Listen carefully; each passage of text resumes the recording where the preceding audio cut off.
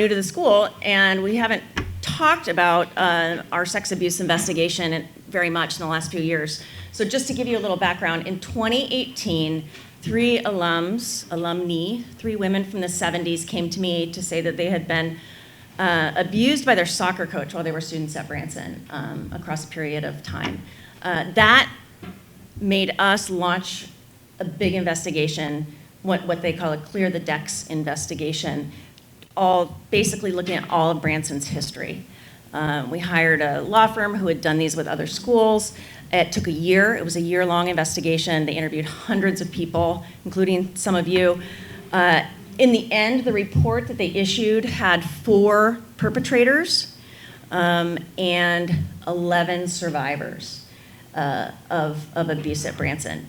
So, and we were kind of the first school in the Bay Area to do one of these big investigations. And so it was a big deal for the school.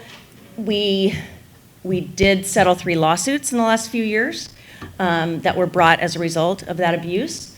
And basically our approach from the beginning was find out what happened, hold ourselves accountable, and make sure it never happens again. And we are in the make sure it never happens again piece now. So, in many ways, it's nice that the investigation is far enough behind us now that people aren't talking about it all the time, and we're not still, dealing with litigation, but we also don't want to forget it and forget the lessons of it. So that's why we do this boundary training every year. The other thing I wanted to talk a little bit about before I go into the boundary training is last year, and you may remember this, we're constantly trying to shore up what we do. For example, we are so strict about live scan, about anyone being around students if they haven't been live scanned. Things like that are kind of easy to let go, but we don't have the luxury of letting any of that go. But one of the things, just to make sure that our practices were best practice, doing what we needed to be doing to protect students, we hired Learning Courage, which is a company that was founded by 2 survivors of abuse at independent schools, basically to help schools through these investigations and the aftermath, and then the preparing to get to have every safety in place. We hired them to do an audit of everything we do, and they made some recommendations which we're putting into place. We've given ourselves this year to put those recommendations into place, and I just want to talk to you a little bit about that, so you know that it's happening and what it is.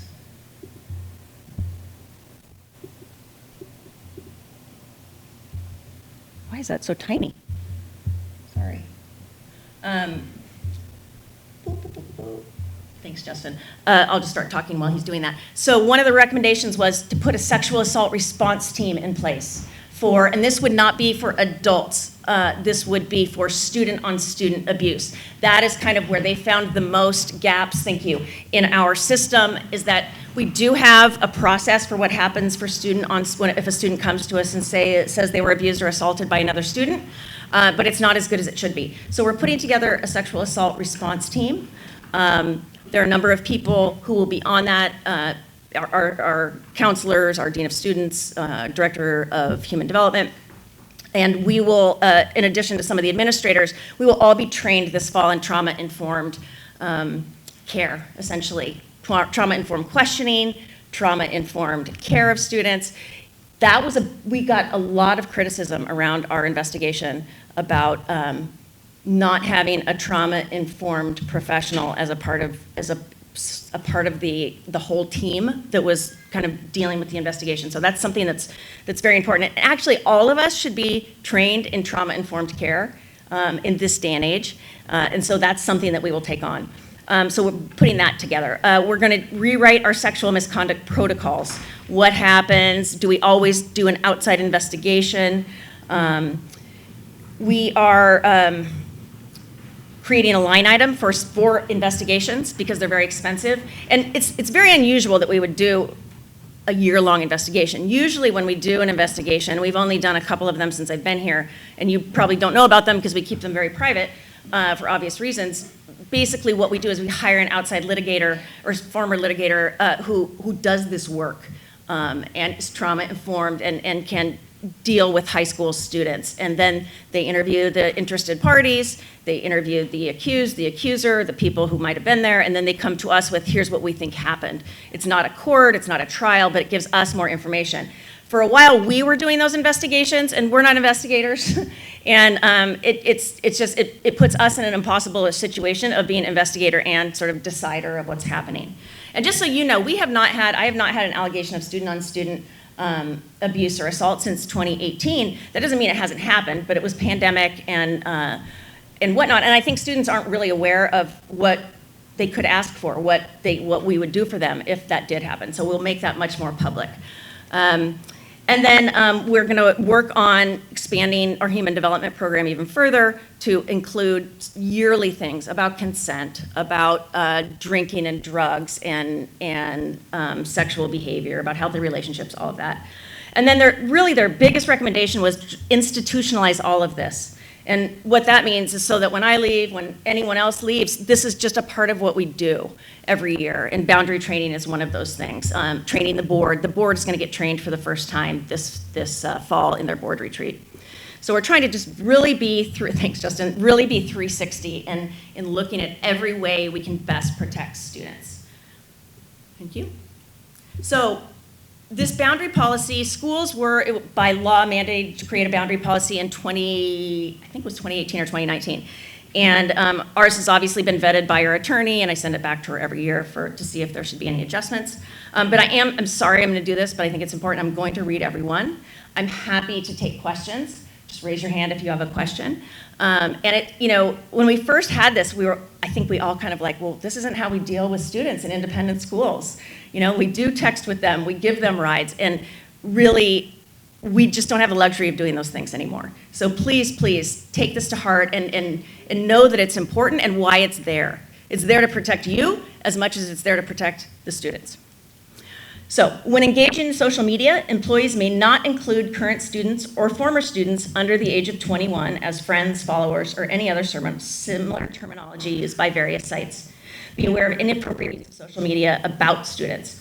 Last spring, a parent or somebody told all of the seniors they should ask us to link in with them, so we all got them, and basically the train was out of the station before we could say, well, actually, we don't do that. But we will warn them about that. We really shouldn't be doing LinkedIn or any social media with students until they're out of Branson, even though LinkedIn is, I think, much more benign. Avoid telephone calls or text conversations with individual students. Instead, use the school's email and communication systems. Only use group text if it is necessary for student safety while off campus for a class or other school-sponsored activity. If texting an individual student is absolutely necessary, put another adult on it. So it's for a class, put your department chair. If it's for a team, put Francis, Tyler, both. If it's something it's also okay to put the parent on it. We just want to make sure that we are not having private conversations with students. And we actually had some issues with this last year of not of a sexual nature, but just more than would be said in a conversation that people say on text. And so we just really want to avoid that. Avoid communications that contain inappropriate information if there's the likelihood that the receiving party will share it with a student. For example, sending content to a former student who is likely to share it with a current student. Avoid sending communications to students with content that is of a personal nature or not about school activities, of a personal nature, about you, about your life. Not appropriate. That level of closeness is not appropriate. Avoid giving gifts to an individual student that are of a personal or intimate nature. Avoid sharing or inquiring about overly personal details of a student's private relationships. This is one where we actually kind of get into trouble sometimes. It makes students very uncomfortable when we ask them about their personal relationships, whether it's a boyfriend or a girlfriend or a friend or whatever it is. That's not our realm to be asking about. If they come to you and ask to have a conversation about it, that is okay. But we shouldn't be delving into their personal lives. Respect a student's right not to be touched or looked at in ways that make them feel uncomfortable. I realize I skipped one, I'll go back to it. This is an interesting one because we hug a lot in independent school. We hug each other, we hug the students, and I'm a big hugger, and I've stopped hugging students unless I ask them if it's okay if I hug them, because some are very uncomfortable with it, depending on how they've grown up and what their background is, and if something has happened, they've experienced some trauma with an adult or another student. So I just always like to ask, and I think that's a good practice. Do not have unnecessary physical contact with a student in either a public or private situation. This includes touching students in areas that would normally be covered by a bathing suit. Always defer to a side shoulder hug if a hug is appropriate, and that's always safe, the side hug. And I've noticed some of our students have started doing side hugs actually with each other and when they see adults. One-on-one meetings with students on campus should happen in public or visible places. If you find yourself alone in a space with a student, make sure that the space is visible to the public or that the door is open. Otherwise, move to a more public location. If the space with adequate visibility is not available, find another adult to be present. When a student's privacy needs to be preserved and no appropriate location is available, consider delaying the meeting. Come see me, come see Whitney, come see a dean. We can help you figure it out. Intentionally being alone with a student off campus without parent and supervisor knowledge or permission is absolutely prohibited. This includes meeting with individual students at your home over coffee, socially or otherwise. Often these kinds of relationships start in that kind of situation. And so that I think it's easy to fall out of what the boundaries are when you're not sort of in the school realm. Advisory activities should only take place during the school day. Advisors may take students off campus for an advisory lunch, but must notify their supervisor and parents in advance. We used to do having students over to our homes for advisory dinners, and it's a great thing to do. We used to take them out in the evening sometimes. It's just because of the world we live in now, we just can't be doing that anymore. Avoid contact with a student away from school for activities that are not related to school or for which you do not have parent and supervisor knowledge and permission. This includes babysitting. Now, that's a tricky one, and I know some of you do have school babysitters, and I think avoid it if you can, and if you're in a huge pinch, come and see me, and we'll try to figure something out. As with anyone in the school community, do not share or participate in sexually inappropriate or culturally insensitive comments, stories, or jokes with students. Do not seek emotional involvement with a student for an employee's benefit. For me, that's always been the red flag of these things, of when we seek to get our needs met by the students, that is not good. That is not okay. That is going down a path that is not good. We are not here to have our needs met by them. It's vice versa. Do not discuss an employee's own personal troubles or intimate issues with a student. Our personal lives are our personal lives, and we share them as we want with each other, but we really shouldn't be sharing details of our personal lives with students. Now, what does that mean? Can I not say I have 2 children? That's not it. I wouldn't say I'm in the middle of a divorce, and can you help me with that, right? I mean, it's that kind of thing. It's a very, very personal things that also just put students in a really awkward position. Do not become involved with a student so that a reasonable person may suspect inappropriate behavior. Avoid excessive attention toward a particular student or group of students. Do not drive alone with a student except in emergency situations. The employee must inform the student's parents and the employee's supervisor within a reasonable time of such a circumstance. This one happens sometimes where you're the last coach at a game and a student needs a ride back to school. But always, always the parents have got to give permission for you to do that, and your supervisor here needs to know as well. A lot of the abuse that happened in the 70s was coaches driving kids home, driving girls home after practice, and then that just kind of developing into a relationship that didn't feel like a typical teacher-student relationship. Keep parents and supervisor informed when a significant issue develops about a student. School employees have an obligation to report to the head of school any behavior they deem inappropriate between an adult employee and a student. And coming and talking about something that you're worried about is not an accusation. You are taking the right, I mean, many times there's nothing going on. But if something doesn't strike you as quite right, act on it. And it's so important, because I think that's how so much of this happened in so many schools, was that we trusted our colleagues so implicitly that we never questioned their behavior with students. And, obviously, this is a different day and age than it was in the 70s and 80s and 90s when a lot of this was happening. But it's really important to say something. And some of you have heard me tell this story. When I was my second year as a teacher, so I was like 24, 25, at Thatcher School, I had an advisee, a senior advisee, and she was spending a lot of time with a coach who was also a college counselor. And I'd see them drive off campus. I'd see them lingering after practice together, and it made me really uncomfortable. And it was just, did I know? I didn't know him. I hadn't been there that long, but it just struck me as like there's something that's like a little too close here. And so I went and I like got up my courage. And I went to the head of school and I said, I'm a little worried here. It just doesn't seem quite right. I think it seems too close. And he said to me, okay, go talk to him then. Go talk to the college counselor. I was like, great. He was 45 and had been there a long time and was a very influential person on campus. And so I went to him and I said, I'm concerned. This is really hard for me to say. I'm really concerned. I see Abby spending a lot of time with you. She's a very vulnerable kid. And I don't know if she's in love with you, but I think that there might be something brewing in her mind that isn't good for her. And he looked at me and he was like, no, gosh, no, heck, no. I'm just trying to help her. Her parents are getting a divorce. I'm trying to help her through this difficult time. I go to Abby. Abby, I'm really worried about you. You're spending a lot of time with this person in sort of non-school situations. And at boarding school, you have the opportunity to spend more time, obviously. And she said, no, nothing. Of course, nothing is going on, never would be. And she got flustered and was very upset. And about 2 days later, I got a call from her mom who said, how dare you ask my daughter that?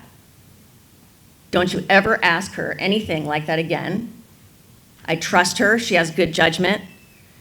Stay out of it. I was like, okay. So I felt like, okay, my duty's done. I talked to the head of school. I talked to the people involved. Parents told me to back off, so I backed off. That girl came back and sued the school because she was being abused by that teacher. And he was one of the main abusers in the huge investigation. I think 7 or 8 girls he abused. He was one of the main abusers in the investigation that Thatcher did 2 years ago. And they're still, unwinding the lawsuits. So it was like, my instinct was right. Like, if it walks like a duck and talks like a duck, if something in your stomach doesn't feel right, then act on it. And that might just be as simple as going to the person involved and saying, I don't think you should be tutoring so-and-so alone in this room. But, I still feel like awful about that situation 30 years later, because perhaps I could have prevented that young woman from being damaged. And as you know, we are all mandated reporters. You've been through the training. I think you know what that is, so we're not going to go through it.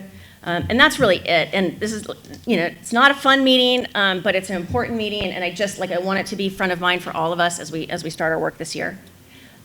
Any questions? Happy to answer any questions. Yes.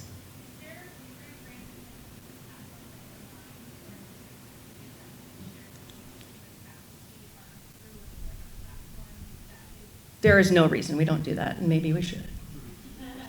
Oh, Katie had the question of, is there a reason we don't use a platform, what is it called, Remind? A platform like Remind so we can share. There is something in athletics that the coaches use, but we should. I mean, it would only because I don't know about it. So, I mean, if that would enable it, that's fine. So Chris, you said not to go off campus with our students. Wondering if our advisory group wanted to do a community engagement thing together? Yes, in general, like that kind of thing is going to be, you just have to get, permission from your supervisor, from Jeff, from Whitney, from me, from somebody. It's just so that somebody else knows you're doing it and why you're doing it and what you're doing. Maybe a second adult. Yeah. I'm sorry, the question was, so we're not allowed to take our advisories off campus, if he needs that on there with that. We're not allowed to take our advisories off campus for anything, and that's really not true. Gretchen asked, what if we wanted to do a community engagement thing together? That would be fine. Just ask somebody, tell somebody you're going to do it. What we're trying to get away from is things at your home. It crosses the boundary that we really can't cross anymore. And it's so strange to me because when I was at boarding school, like I had students living with us for 6 months. We had people in and out of there all of the time, and it's just, we can't do it anymore. Yes, Aaron. Just that we might want to consider, because I know when we did the overseas trip, the kids had my cell phone number and I had their cell phone number, and like when we were doing bed checks or whatever and texting and things like that. So I don't know, I don't remember specifically a conversation about personal numbers and stuff like that during the overnight trips, but that might be something that we should revisit. That's great, right. And there are always going to be things like this that come up that we're going to have to do it. I think it's really what it's about is like making sure someone else is in on it. Making sure another adult on campus knows what's going on. And if you have questions about it, just come ask somebody. If like, is this okay? Is that okay? We don't want to be tiptoeing around, but again, we want to protect the school. We want to protect our students. We want to protect ourselves. Any other questions? Chris, just to add to that, probably since on trips there's going to be more than one chaperone, so long as the second chaperone is on the text thread, that's 2 adults. But it sounds like there is a platform we can use that will make everything simple, so thank you.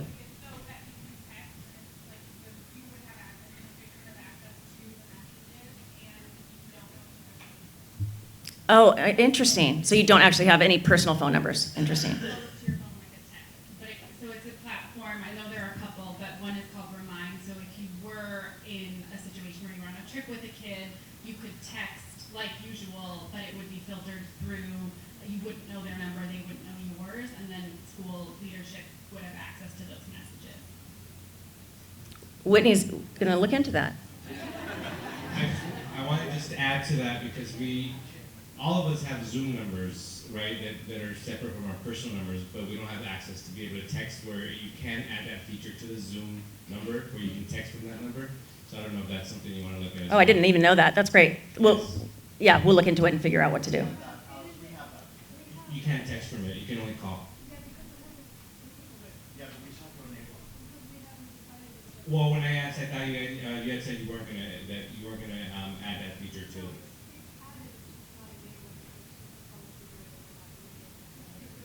Okay, so the policy is that we're not doing it at the moment, but you'll look into whether or not that's a possible solution for that scenario. Yeah. Slack is another solution that I've seen folks use, yeah. Slack is a really good solution for all this, but we can discuss if this is. We'll figure out the texting solution and get back to you. Anyone? Thank you so much. Have a great day. Oh, Whitney has some announcements. Come on over.